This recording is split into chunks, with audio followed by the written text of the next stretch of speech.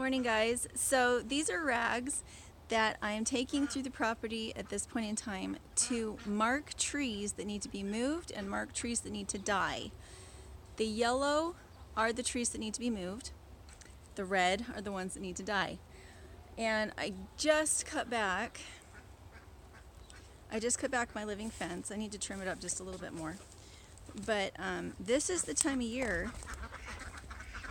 Oh, we have another egg.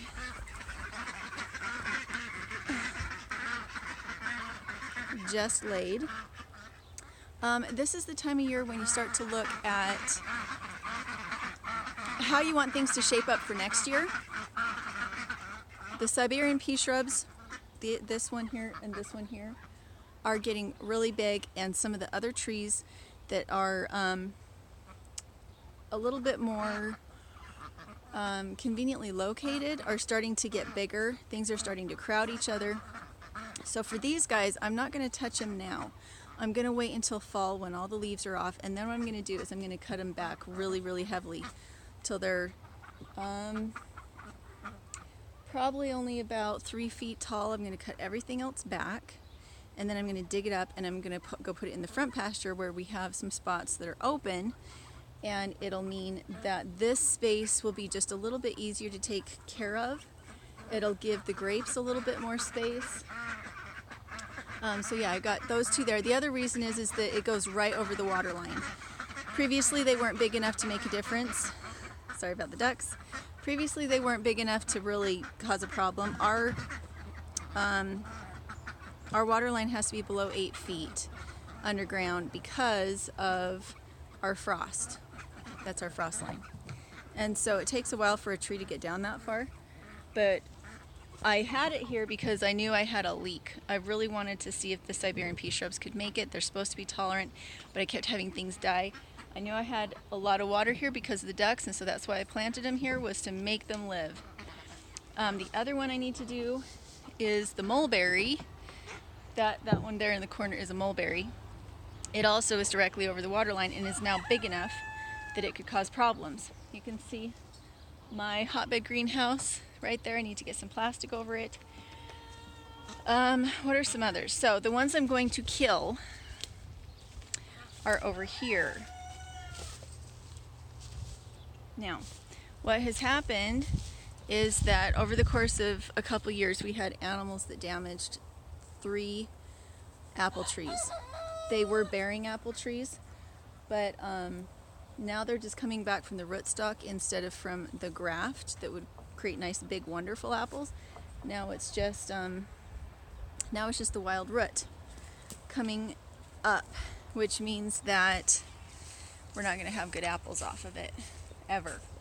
So it's just pretty much wasting its time sitting there. Here's another one.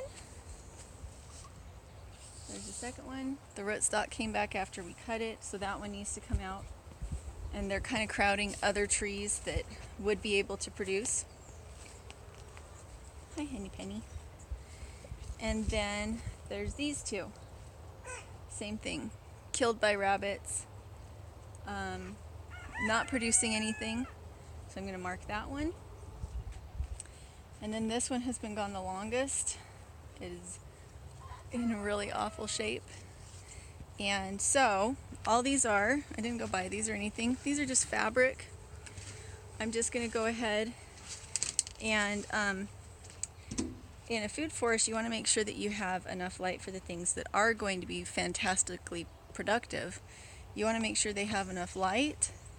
You want to make sure they have enough water. You want to make sure they have enough fertilizer. And if you have duds in here, then they can't do that. So for anything that has a kill on it, what we're actually going to do is take it down now. We're going to just cut it down now, because the only reason you would want to wait for fall when all the leaves drop is because you wanted to transplant it, so you want it to make it. This one might actually be above the graft. It's hard to tell. But you see we're starting to get a lot of shade back here. Lots and lots and lots and lots of shade. And with fruiting trees, fruiting bushes, you really don't want a lot of shade. Like the pear. The pear would like it if I were to cut back the crabapple a little bit more.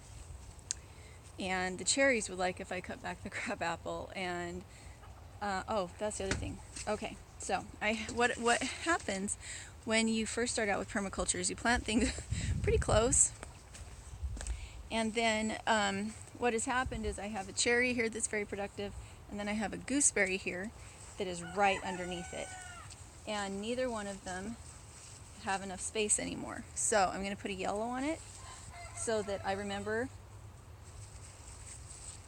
Sorry, this is a little tricky. So that I remember to cut it back and move it. And I need to move it somewhere that it can actually produce really well, instead of it being like this one is just completely being flattened. And it's not really hurting the cherry per se, but I could get in here and work a lot easier and take care of it and get more fertilizer to it if it wasn't there. So as things become more fruitful, as things become bigger, just kind of notice and start moving things around. You don't want to move them very often. You want to, the second time it gets planted, you want it to be its last time, unless it's something that is like elderberries that doesn't mind being split. And I did a pretty good job of pruning this year, or last year I guess, but I need to prune again this year on this pear, and I need to move some things around.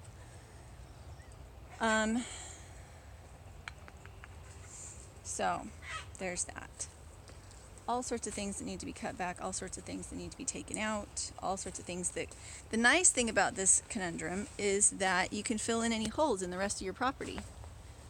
And by filling in the holes in the rest of the property, you can create this on other parts of your property without having to pay any money. Oh, I've got thread everywhere. So that's pretty much what I'm doing. I need to mark these two as well. The sad thing is, they did produce really well before the rabbits got them.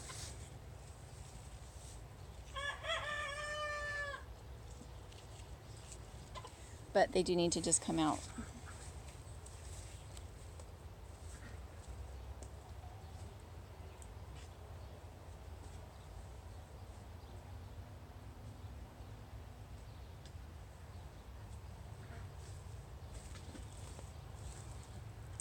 So there weren't that many. I'm trying to think.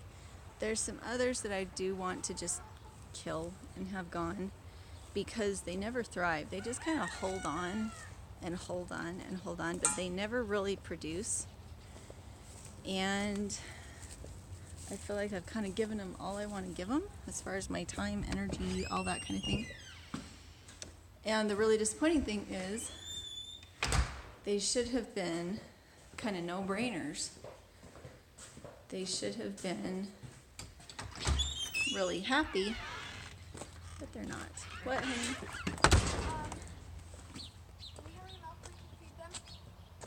The cats? Yeah. Maybe. What's he carrying? String. So, for instance, I've got this rose here that never really takes off. If I wanted to give her one last shot, I would come and put some intensive amounts of rabbit manure on it, but I don't know if I even care to give her another shot. There's other plants here that want to live more than she does. The one exception to that is, like, I've got a peach, and she's coming apart at the seams, but peaches are not long-lived. 15 years is about what you get out of a peach. So she's split, but she's still producing an awful lot. So I'm not going to do anything to her. I'm going to just let her be. Anyway, so hopefully that was helpful. These are just ripped up sheets. And later in the year, I will go ahead and cut things back, and I will show you that when I do it. and thanks for watching. If you're into homesteading, go check out our Etsy store that has our ebooks on it. If you're into cool shirts, we have those too, and they really help support our channel. So thanks for popping in, and we'll talk to you later.